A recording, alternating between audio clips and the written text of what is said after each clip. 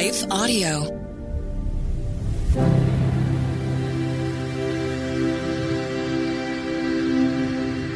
Hello. Thank you for listening to Your Daily Bible Verse, the podcast that examines one verse each day to learn more about God and His will for our lives. I'm your host, Kyle Norman. After a brief message from one of our sponsors, we will continue our Journey to the Cross series with a discussion of today's verse.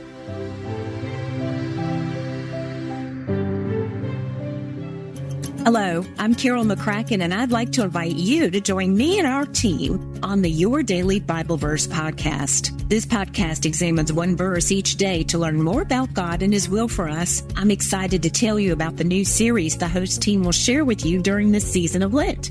Each episode will be a journey to the cross. We will follow Jesus through some of His most significant steps in the Gospels, focusing on a particular verse as we always do. It'll be a progressive series. Join us daily as we follow Jesus doing what He was born to do to save us all. You can find us on Life Audio or whatever you listen to podcast content on.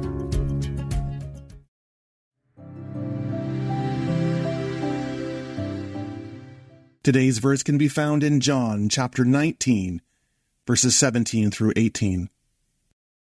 Carrying His own cross, Jesus went to the place of the skull, which in Aramaic is called Golgotha. There they crucified Him, and with Him 2 others, one on each side, and Jesus in the middle. We have a myriad of ways that we speak about the cross. We often do so in majestic language.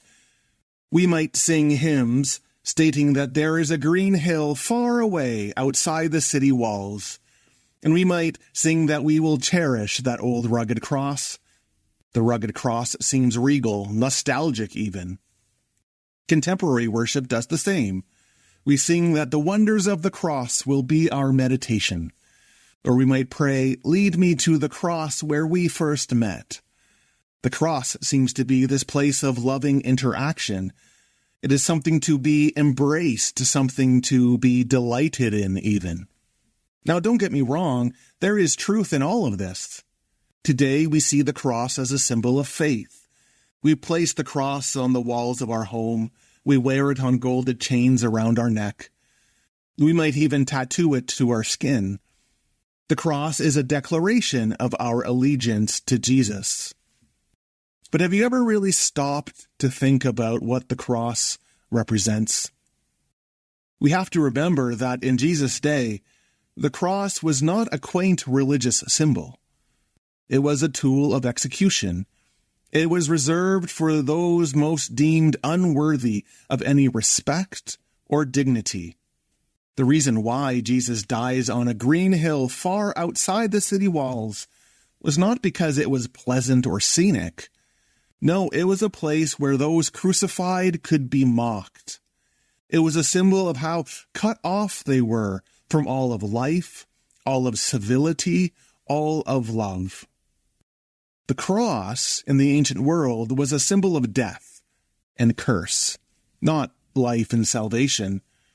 The cross represented the epitome of all the vile, all the brutal, all the violent tendencies of the world. It was a torture device devised by the Romans, so extreme that the Romans reserved it for the lowest of the low, by which they meant non-Romans. And it was so agonizing and so painful that a new word had to be invented to describe its effects. Excruciating, which literally means out of the cross. And so, when we bear the cross, we bear the emblem of the one the world rejected. The one in whom the world threw all of the worst violence and brutality. But on top of this, there was a spiritual side to the offense of the cross as well.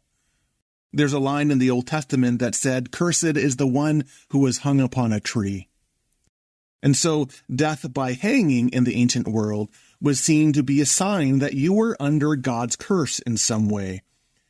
The Jewish people believed that those who were crucified, who died by hanging, experienced the cursing of God. This is part of why Jesus cries out from the cross, my God, why have you forsaken me?" Because on the cross, Jesus experiences the full weight of the world's violence and sin, but also the full spiritual weight of sin and curse. Centuries prior to the birth of Jesus, the prophet Isaiah says, "Surely he took upon our pain and bore our suffering. Yet we considered him punished by God, stricken and afflicted. He was pierced for our transgressions. He was crushed for our iniquities.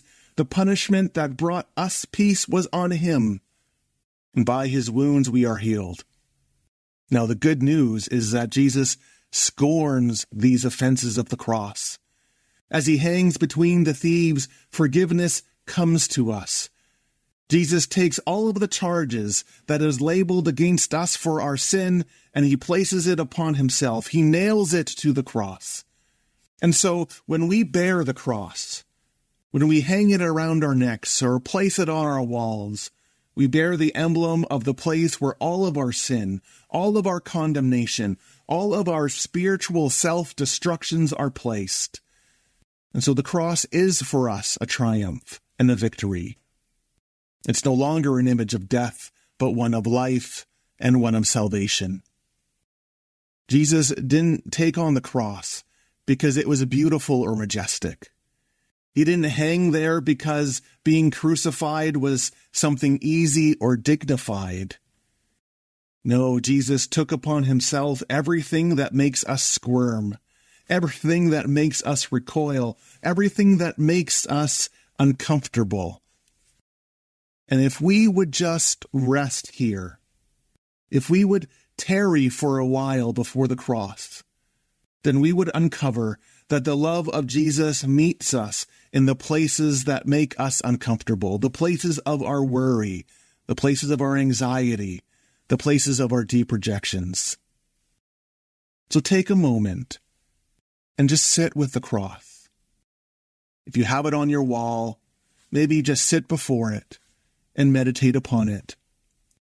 Because the cross is the most profound expression of God's desire, God's love, God's grace, and God's forgiveness for you.